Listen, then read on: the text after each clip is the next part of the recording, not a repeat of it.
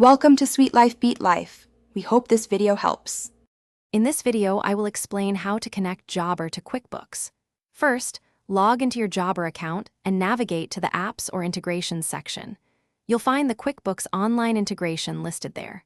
Click on it to start the setup.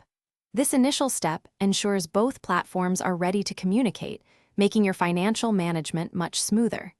It's a straightforward process designed to save you time and reduce manual data entry.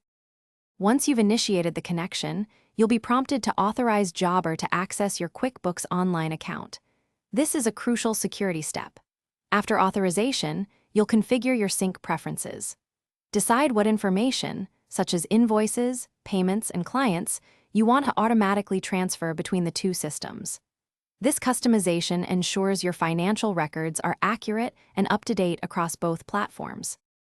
Next, you'll map your accounts and items. This involves linking your Jobber services and products to their equivalents in QuickBooks. You'll also match client and vendor records to avoid duplicates. Take your time with this step to ensure everything aligns perfectly. Proper mapping prevents errors and ensures that your financial reports in QuickBooks accurately reflect your Jobber activities, giving you a clear financial picture. After the initial setup, it's important to regularly monitor your integration. Check for any sync errors and review your data periodically to ensure accuracy. If you encounter issues, Jobber and QuickBooks often provide helpful resources and support.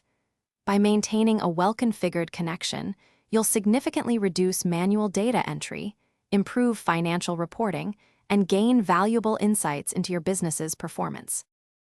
Thanks for watching. Consider subscribing if we helped you.